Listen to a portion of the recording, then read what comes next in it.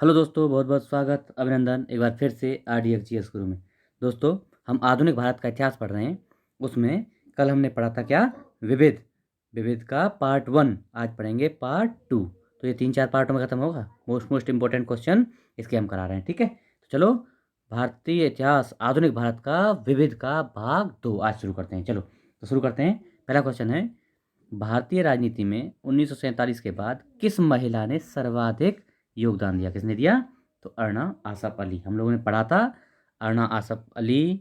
जब देखो 1942 में 9 अगस्त 1942 को जब भारत छोड़ो आंदोलन शुरू होता है, तब जो है जो मुख्य मुख्य लीडर थे उनको तो पहले ही गिरफ्तार कर लिया जाता है 8 तारीख को ही। तो ये जो है ना अरुणा आसफ अली और ये जयप्रकाश नारायण, इस तरह के जो लीडर थे, जो छोटे लीडर थे उस टाइम के छोटे लीडर थे, ये बड़े मेन रोल करते हैं, मेन रोल में आते हैं ये। तो अरुणा आसफ अली भी उन्हीं में से एक थी। अगला, किसने 1921 में पहली बार पूर्ण स्वतंत्रता की मांग? 1921 में, ध्यान रखना, 1921 में किसने? मौलाना नहीं नहीं, ये नहीं है, ऑप्शन डी इज करेक्ट। कौन सा? D is correct, option D, यानी मौलाना हसरत मोहानी। हुआ क्या था? ये 1921 में अहमदाबाद में कांग्रेस का अधिवेशन हुआ।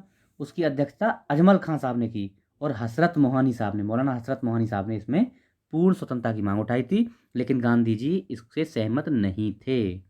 अगला क्वेश्चन, निम्नलिखित में से किसने 31 दिसंबर 1928 को दिल्ली में हुए सर्वदलीय मुस्लिम सम्मेलन की अध्यक्षता की थी?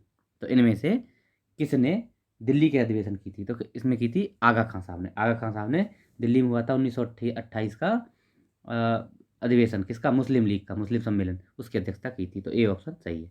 अगला, अगस्त 1923 में बनारस हिंदू विश्वविद्यालय के अधिवेशन की अध्यक्षता किसने की थी? 1923 में जो बनारस हिंदू विश्वविद्यालय का अधिवेशन हुआ ना, उसकी अध्यक्षता किसने की थी? तो ये पूछा है, किसने की थी?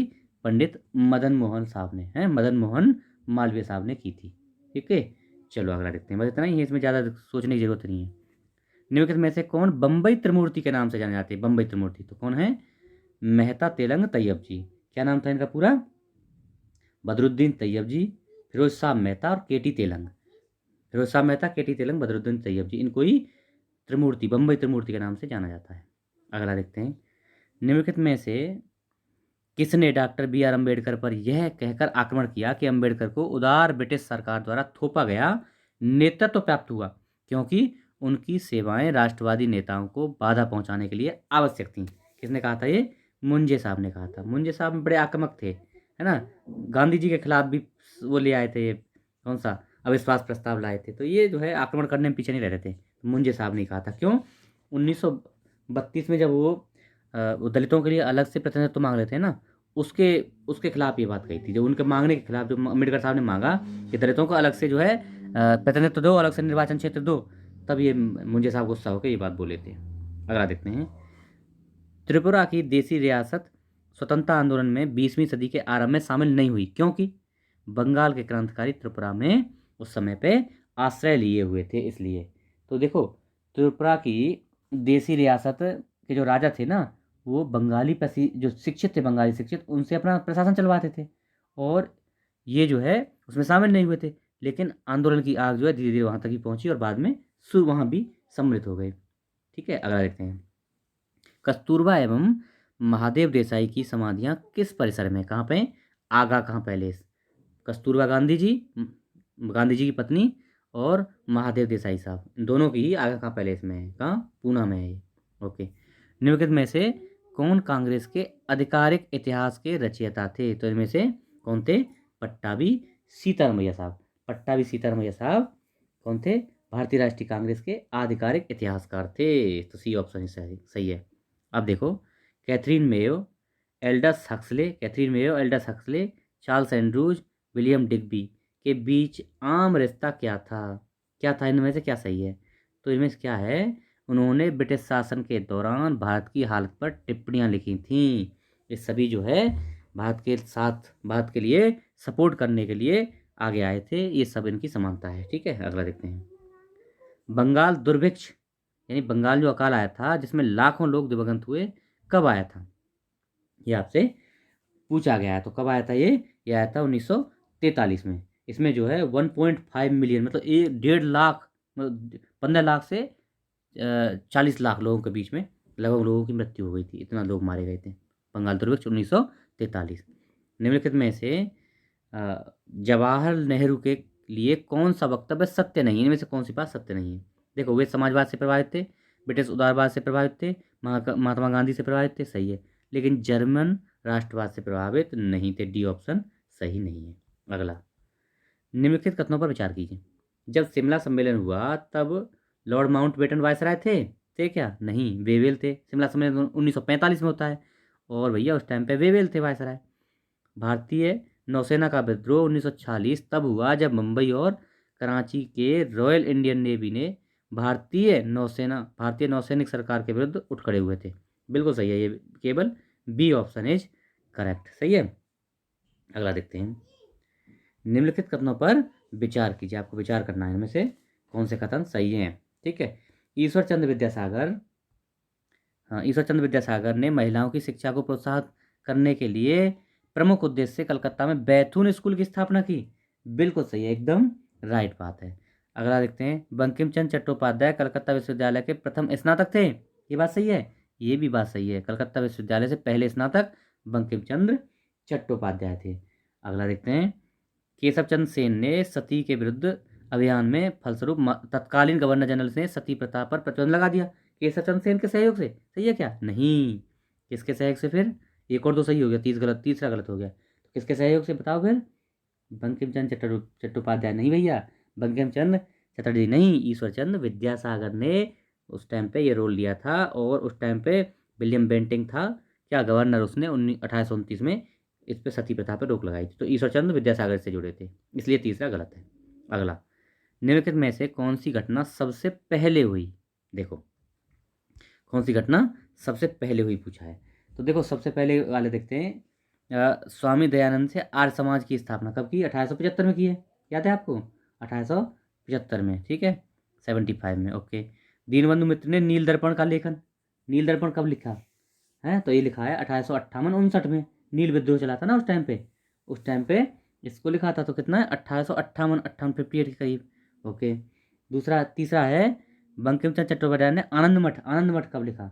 तो आनंद मठ 1882 में लिखा है, 1882 में, 82 में लिखा है।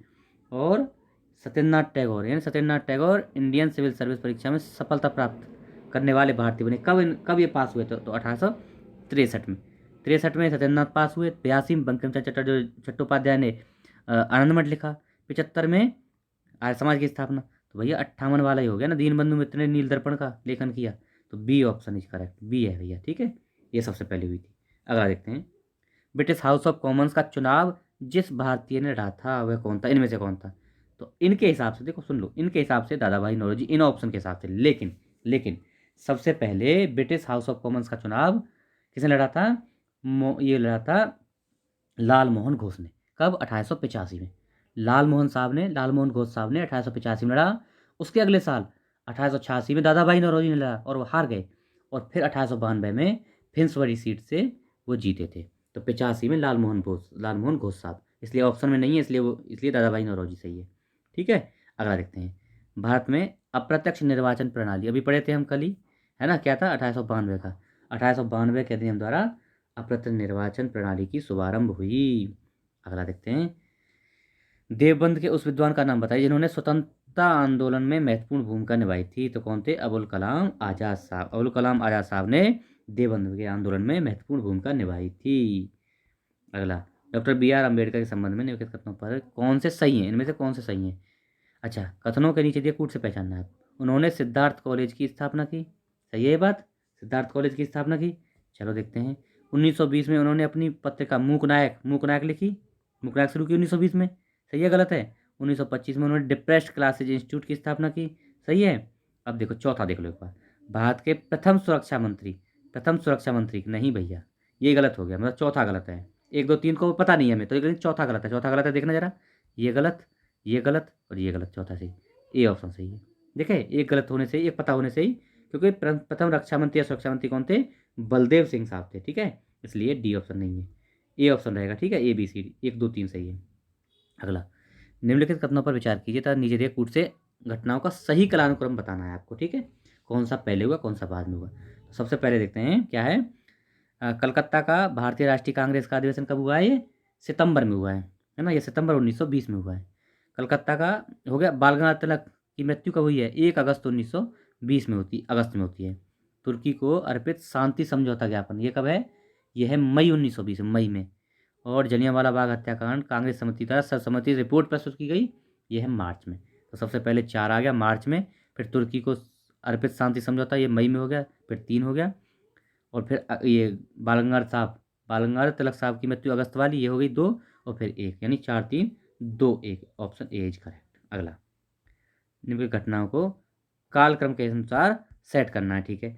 भारत के किसी राज्य में सर्वप्रथम लोकतांत्रिक रूप से चुनी गई सरकार का 57 में, 1957 में केरल में, ठीक है। अगला, भारत का उस समय का bank imperial bank of India, जिसका नाम बदलकर भारतीय स्टेट बैंक किया गया, तो 1955 में किया गया था भैया, ये भारतीय स्टेट बैंक, ठीक है। एयर इंडिया का राष्ट्रीयकरण 1953 में हुआ है, ठीक है। और गोवा का हुआ है 1961 में हुआ है। तो देखो, 53 में एयर इंडिया हो गई 3 पहले, उसके बाद 55 में हो गया भारतीय स्टेट बैंक का स्थापना इंपीरियल बैंक से, यानी 3 2, और फिर हो गया कौन सा, फिर हो गया लोकतांत्रिक 57 वाली हो गई, फिर है ना, 57 वाली हो गई 3 2 1 और 4, 3 2 1 4, देख लो 3 2 1 4, 3 2 1 4, ऑप्शन बी इज करेक्ट, ठीक है, 3 2 1 4। अगला, अच्छा, जोड़ियों को सुमेलित करना है। गांधी जी को यरबदा जेल ले जाया गया, यरबदा जेल, है ना, तो किस लिए ले जाया गया यरबदा जेल? क्या था? उन्होंने सविनय अवज्ञा आंदोलन 1930 वाला, उसके लिए उनको सब ये जेल ले गया गया। कहाँ? यरबदा जेल। गांधी जी ने आमरण अनशन क्यों किया था? तो आमरण अनशन भैया सांप्रदायिक कम्युनल अवार्ड आया था 1932 वाला, उसके लिए किया था। कराची जाते समय काले झंडे दिखाए क्यों? दिल्ली समझौते में 1931 वाला जो था ना उनका, उसके इनके साथ समझौता, उसमें जो है इन्होंने किसको, राजगुरु सुखदेव भगत सिंह, इनकी फांसी की बचाने की बात नहीं की थी, इसलिए गुस्से में हुए थे लोग। और अगला है, उन्होंने कहा कि पराजय मेरी है। कहाँ? 1939 को जो त्रिपुरी संकट था ना, उसमें गांधी जी ने बोला था। तो क्या हो गया भैया, देख लो, पहले में हो गया 2, दूसरे में हो गया 4, तीसरे में हो गया 1, और चौथे में हो गया 3, 2 4 1 3, 2 4 1 3, ये है ऑप्शन ए इज करेक्ट, ठीक है। तो ये हमारा लेक्चर था, आशा है आप लोगों को पसंद आएगा। आप लोग इसको शेयर करिए, लोगों को बताइए। अगर चैनल पर नए हैं, पहली बार देख रहे हैं, तो इसको सब्सक्राइब कर लीजिए, और आगे अपना जो है तैयार हो जाइए अगली वीडियो, बेहतरीन से बेहतरीन वीडियो देखने के लिए, ठीक है। Okay, thank you so much.